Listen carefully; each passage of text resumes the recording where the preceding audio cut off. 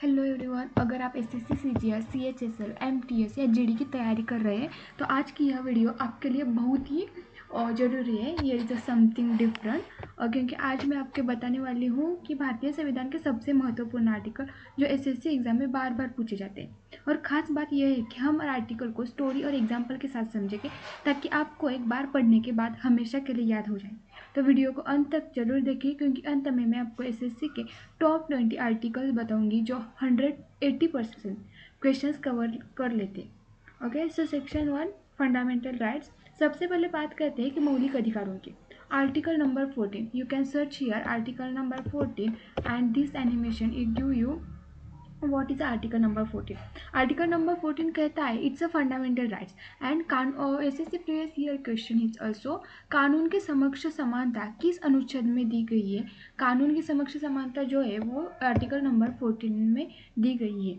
Okay, article 14 कहता है कि कानून के समक्ष सभी नागरिक समान है। मान लीजिए दो लोग अदालत में खड़े हैं, एक अमीर है और एक गरीब, लेकिन अदालत दोनों को समान नहीं देती। यही article 14, equality before law. Okay, तो एसएससी क्वेश्चन क्या पूछता है, कानून के समक्ष समानता किस अनुच्छेद में दी गई है, वो है article number 14। Then you can search here article number 19। Article number, अब बात करते हैं आर्टिकल नंबर 19 की। Article number 19 it's also fundamental rights और यह देता है freedom of speech and expression. Okay, he is already PYQ इन SSC CGL 2020। Okay, so SSC previous year question क्या पूछता है, भाषण और अभिव्यक्ति की स्वतंत्रता किस अनुच्छेद में है। वो किस अनुच्छेद में है, वो है आर्टिकल नंबर 19। यह देता है freedom of speech and expression. Means example, अगर आप अपनी राय सोशल मीडिया या सभा में व्यक्त करते हैं तो यह अधिकार आपको आर्टिकल 19 देता है। एसएससी में कई बार पूछा गया है वही सवाल। Okay, so this about article number 19। if I say article number 21। अब बात करते हैं 21। इट्स अ महत्वपूर्ण, it's a very important article है, क्योंकि यह कहता है इट्स ऑल्सो फंडामेंटल राइट। यह आस्क्ड इन CHSL 2019। जीवन और व्यक्तिगत स्वतंत्रता का अधिकार किस अनुच्छेद में है, वो है आर्टिकल नंबर 21।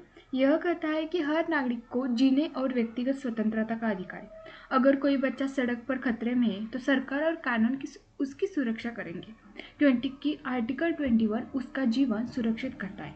यह एसएससी में यह बहुत बार पूछा जाता है, प्लीज रिमेंबर। देन आता है article number 21। It's not available in there but I tell you.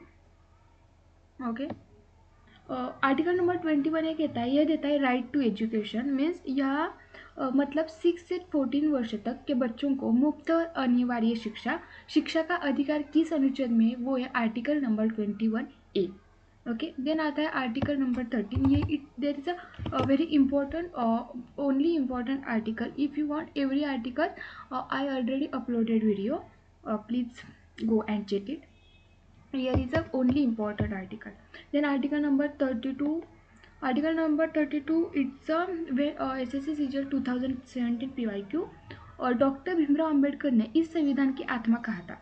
Article number 32 को डॉक्टर भीमराव अंबेडकर ने इसे संविधान की आत्मा कहा था। क्यों? क्योंकि अगर आपके मौलिक अधिकारों का उल्लंघन होता है तो आप सीधे सुप्रीम कोर्ट जा सकते हैं। यह अधिकार देता है article number 32। Means you can visit Supreme Court if any मौलिक अधिकारों का उल्लंघन होता है तो। Here is means like a संवैधानिक उपचार का अधिकार, इट्स योर अधिकार। Okay, then now section number 2 is a DPSP। अब बात करते हैं directive principle of state policy की। यह आर्टिकल नंबर 39 आता है। आर्टिकल नंबर 39 कहता है कि सभी नागरिकों को समान अवसर और समान वेतन मिलना चाहिए। Directive principle of state policy article number 39 वो कहता है कि सभी नागरिकों को समान अवसर और समान वेतन मिलना चाहिए। There is a not PYQ 8 available इट, बट इट्स इम्पॉर्टेंट। अभी तक नहीं पूछा, अब पूछ सकते हैं, सो प्लीज। देन आता है आर्टिकल नंबर 40। आर्टिकल नंबर 40 कहता है कि देश में ग्राम पंचायतों को मजबूत बनाया जाना।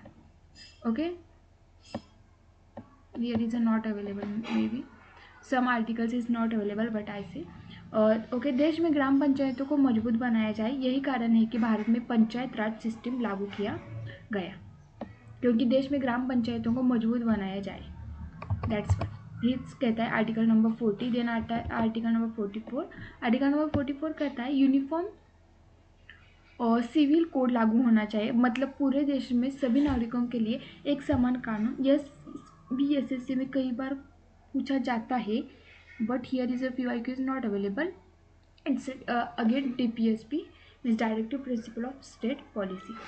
देन आता है सेक्शन नंबर 3 कि जहाँ पे president and government. Okay, there is article number 52 कहता है भारत में राष्ट्रपति का पद होना, यही is union government. Article number 52 कहता है कि भारत में राष्ट्रपति का पद होगा। ओके, देयर शैल बी ए राष्ट्रपति प्रेसिडेंट। आर्टिकल 74 के अनुसार प्रधानमंत्री और मंत्रिपरिषद राष्ट्रपति को सलाह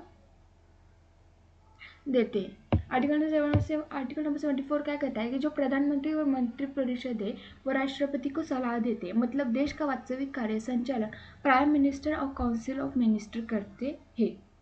जो कि वास्तविक कार्य संचालन प्राइम मिनिस्टर और काउंसिल ऑफ मिनिस्टर करता है, वो राष्ट्रपति को सलाह देते हैं। Okay, real hero is a prime minister. Okay, please remember it. Then आता है article number 324। It's related to the election. Okay, के अनुसार आर्टिकल नंबर 374 के अनुसार भारत में चुनाव करने वाले it's a general constitution. Okay, article 324 के अनुसार भारत में चुनाव करवाने की जिम्मेदारी इलेक्शन कमीशन की होती है। ओके, भारत में चुनाव करवाने की जिम्मेदारी इलेक्शन कमीशन की होती है, यह आर्टिकल नंबर 374 कहता है। देन अब आते हैं इमरजेंसी आर्टिकल्स पर। आर्टिकल नंबर 352 के अनुसार देश में के अनुसार देश में नेशनल इमरजेंसी लागू की जा सकती है। ओके, आर्टिकल नंबर 352 राष्ट्रीय आपातकाल किस अनुच्छेद को लागू होता है, वो है 352। यह स्थिति तब आती है जब युद्ध, बाहरी हमला या गंभीर राष्ट्रीय संकट हो, then that's time national emergency लागू की जाती है। देन आता है आर्टिकल नंबर 356। आर्टिकल नंबर 356 के अनुसार अगर किसी राज्य मीन्स राज्य की सरकार यही सही तरीके से काम नहीं कर रही है तो वहाँ प्रेसिडेंट रूल लगाया जाता है, यहाँ राष्ट्रपति राजवट भी कहता है। ओके, और इट्स 356 के अनुसार। अब मैं बताती हूँ एसएससी के लिए सबसे इम्पोर्टेंट आर्टिकल्स। अगर आप हमें इन्हें याद कर लेते हैं तो पॉलिटी के 70 to 80% क्वेश्चन कवर हो जाते हैं। Important articles like 1, 14, 19, 21, 21A, 32, 39, 40, 44, 48A, 52,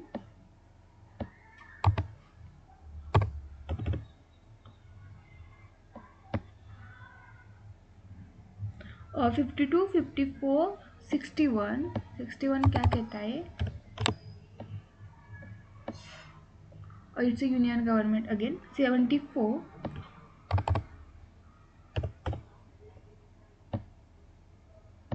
okay, और 79,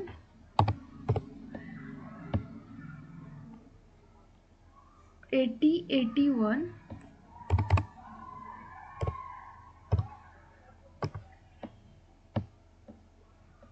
it's again union government, 81, why 1 to 4. Here is only some articles. If you want every articles this visualization, please comment. Okay, it's a union government. Then 3 to 4 I search here so you can understand. Okay, article number 324 कहता है कि भारत के चुनाव आयोग की स्थापना किस अनुच्छेद में है, वो है 324। इट्स एसएससी सीजीएल 2022 क्वेश्चन कि भारत के चुनाव आयोग की स्थापना इट्स रिलेटेड टू द 324। देन आता है 352, इट्स राष्ट्रीय आपातकाल किस अनुच्छेद के तहत लागू होता है, वो है 352, राष्ट्रीय आपातकाल लागू होता है। And 356, okay, emergency provision. So अगर आपको यह वीडियो हेल्पफुल लगे हो तो वीडियो को लाइक ज़रूर करें, और अगर आप चाहते हैं कि एसएससी पॉलिटी के 100 मोस्ट इंपॉर्टेंट क्वेश्चंस भी इसी तरह समझाऊंगी तो नीचे कमेंट में लिखे पॉलिटी PYQ। और ऐसे ही स्मार्ट स्टडी टेक्निक के लिए चैनल को सब्सक्राइब जरूर करें। मिलते हैं अगली वीडियो में। Thank you. Please comment how I improve and what you want next. So that's for today. Please like, share and subscribe. Thank you.